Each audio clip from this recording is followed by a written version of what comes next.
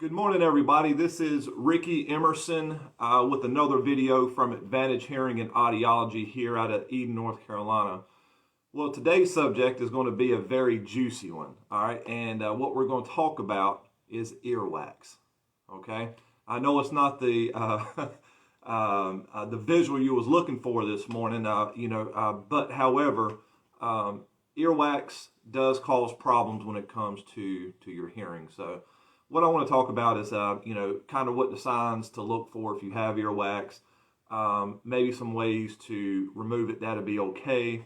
And just go over a few other things with it. So if any of y'all have ever seen any of my other videos, I'll show this a lot, all right? So the way that we hear, I'm just going to take this, the first step is your outer ear catches sound. That sound goes down your ear canal, hitting your eardrum. And from that point, everything else that I've talked about in previous videos happen. However, if you have, let me put something in here. I just rolled up a piece of tissue to make it look like wax. But if you have, if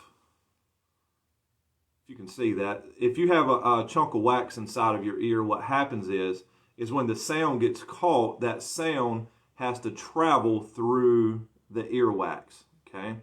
And depending on how much earwax you have, is it soft earwax, is it hard earwax? The harder it is for sound to get through that, okay?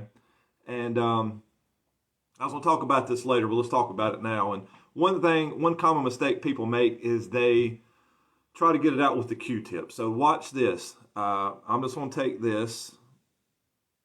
And look what happens when I press it. All right, you see that tissue? Well, all right, so basically it fell down. But here's what happens. I'm just going to have to look at it over here like this.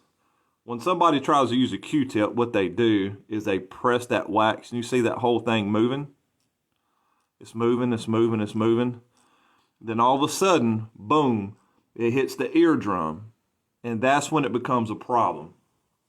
So what are some of the things that you can look for to know if you have earwax? Well, if your ear feels stopped up, like you have a finger stuck in your ear, or some of you might have used earplugs in the past at work.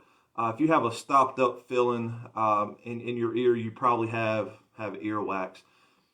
If you're talking and you feel like a little bit of vibration over here on one side and maybe not the other side, that's also another sign of earwax.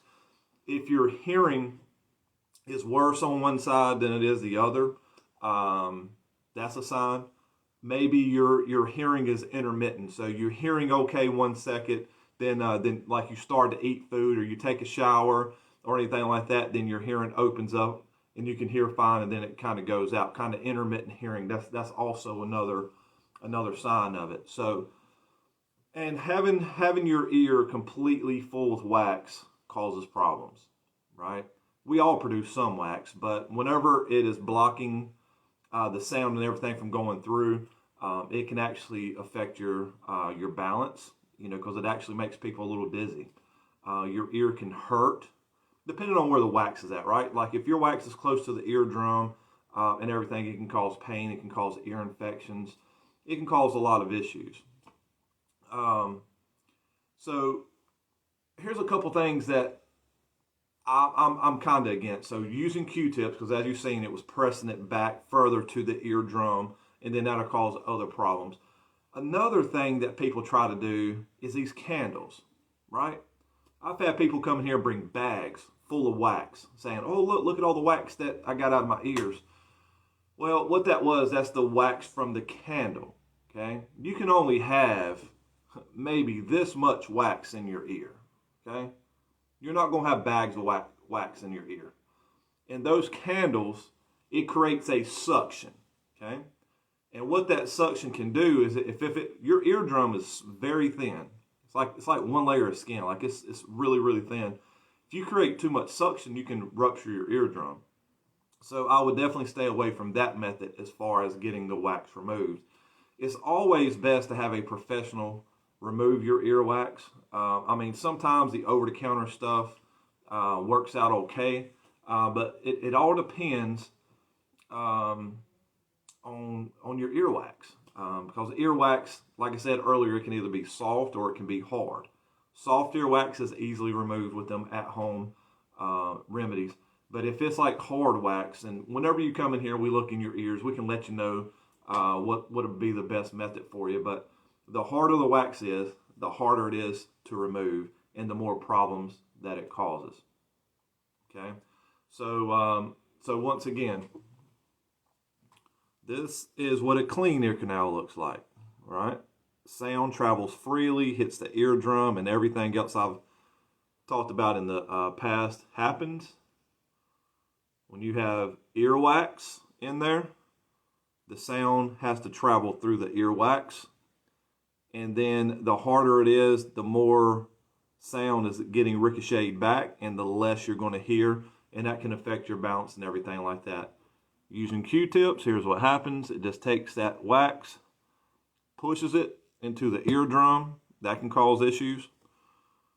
Those candles, don't do them. I mean, I know it's entertaining. You're sitting there with a candle hanging out of your ear, and the next thing you know, you got a bag full of wax. Well, you can only have so much wax in your ear. Your ear canal is only so big. You're not going to have that much wax coming out. But, like I said, probably about that big right there.